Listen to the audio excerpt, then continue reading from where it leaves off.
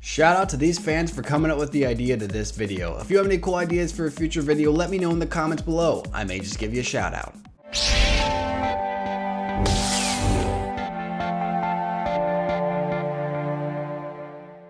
What's up, my Net Soldiers? I am the Net Alliance, and today we're asked the question, what if General Grievous killed Obi-Wan on Utapau? Now, this is a very intriguing theory because there are tons of possible outcomes, but I'll try my best to tell an interesting story that is also entertaining, and try to make it make sense. So make sure to let me know what you think would happen in the comments below. But without further ado, let's begin. So let's start with the scenario. We have Obi-Wan, who has gone to Utapau in search of General Grievous, and after a while of examining the situation, Obi confronts Grievous. So just like in the movie, Obi jumps down from the rafters and lands right in the middle of a ton of battle droids. He says, "Well, hello there." Grievous turns to face the Jedi.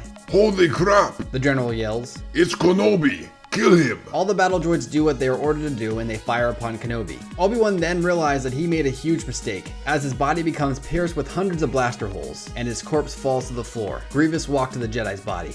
"Well," Grievous said, picking up Obi-Wan's lightsaber, "that was easier than I thought. I mean, why would he do that? Did he think I'd just tell all my people to hold his fire or something? Ha! What an idiot!" So Grievous and the rest of his droids celebrate. I don't know how droids celebrate, maybe with some sparkling oil, or maybe even some robo-strippers. Soon after, Grievous would contact Sidious that Obi-Wan has been killed. Now, Sidious would be happy to hear that Obi-Wan died, but for his whole plan to work, Grievous had to die too. Just then, Anakin walked in. Palpatine used the situation to his advantage. He tells Anakin that he regrets to inform him that General Grievous had slain his former master, Obi-Wan Kenobi. Anakin becomes enraged, telling Palpatine that he's going to kill the general. Palpatine informs Anakin that the clone troops have already assaulted Utapau, and that they had discovered that Grievous has escaped to Mustafar. Now, of course, the clones didn't actually tell Palpatine this, but Palpatine's gonna set it up so it happens that way. Palpatine informs Anakin that he must move quick without the Jedi Council knowing, for they'll only get in the way. So as Anakin takes his leave, Palpatine walks to his desk. "You are to meet the others on Mustafar as soon as possible, Grievous." Grievous understands his orders and leaves the planet, escaping the clone invasion. Palpatine knew Anakin was strong, and he knew he'd be able to take down Grievous. So Palpatine calls to execute Order 66, and the clone troopers begin to follow their orders. Hundreds of Jedi across the galaxy are killed, but ultimately, Palpatine's plan relies on Grievous dying. Anakin arrives to the Mustafar atmosphere and calls Palpatine. "Are you sure he's here?" Palpatine tells Skywalker yes and commands him to land. He tells him that Grievous is with the other Separatist leaders. If Anakin is able to take them all out, he could effectively end the war. Then you would be known as a hero, Anakin.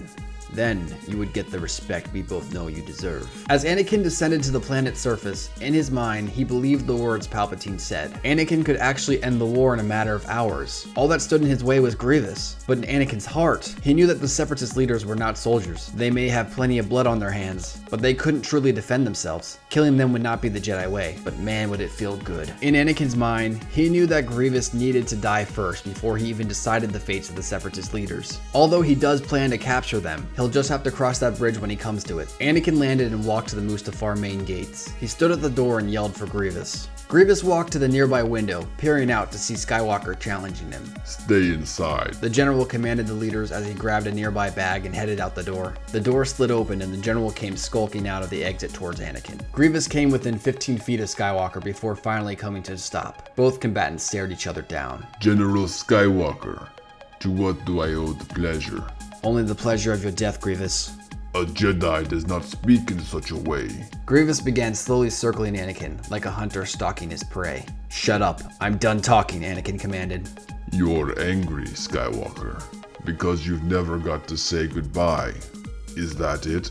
Anakin's anger began to rage. "Stop talking about Obi-Wan." Anakin ignited his lightsaber ready for battle. "But you don't have to tell me you miss him." Grievous said, reaching into his bag. "Tell him yourself." Grievous said, pulling Obi-Wan's decapitated head from the bag and throwing it to Anakin's feet. Anakin was stricken by shock for a moment as Grievous wielded his 4 lightsabers, one in each hand. Skywalker's shock quickly turned into burning hatred. His eyes began to turn yellow as he hurled himself towards Grievous. Anakin landed a few feet in front of the cyborg. Grievous went to strike the Jedi, but before he could, Anakin force-pushed Grievous backwards off the platform, landing on a lower walkway. The general quickly recovered, just in time to parry an attack from Skywalker. Their fight continued down the hallway. Eventually, Anakin managed to cut one of Grievous's hands clean off, as their fight led from the hallway to a massive walkway overlooking a pool of lava. Grievous kicked Anakin in the chest, knocking him back near the edge of the walkway. Anakin went to recover, but was swiftly kicked in the face, sending him closer to the edge and closer to a fiery grave. General Grievous placed one foot on Anakin's chest. Anakin wielded his lightsaber in his remaining organic hand and attempted to slash at Grievous from the ground, but Grievous managed to deflect the hit and cut off the young Jedi's arm. Anakin let out a scream of pain and anger so powerful he infused the Force along with it.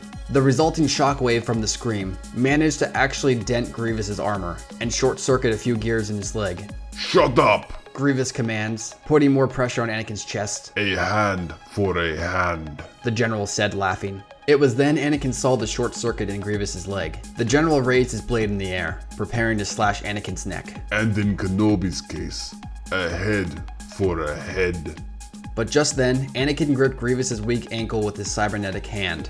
This is for Obi-Wan, Anakin claims, crushing Grievous's ankle. Using the Force, Anakin managed to pull Grievous over him and launching the general off the walkway. The cybernetic alien landed in the boiling lava below as his body began getting devoured by the hot yellow liquid. Anakin stood to his feet, watching the general burn. You see, Anakin had finally avenged his fallen friend, Obi-Wan Kenobi, but his mission wasn't done yet. And this is where I choose to end this theory, but there is much I haven't said yet. Like, what will Anakin choose to do now? He's wounded and he still has much to do. Like, what will he do with the Separatist leaders? What will happen when he gets back to Coruscant and finds out all the Jedi have died? Will he even turn to the dark side? There are tons of outcomes, so let me know what you guys think is going to happen in the comments below. Remember to like and subscribe if you guys enjoy my videos, and until next time guys, I'll see you tomorrow. Peace.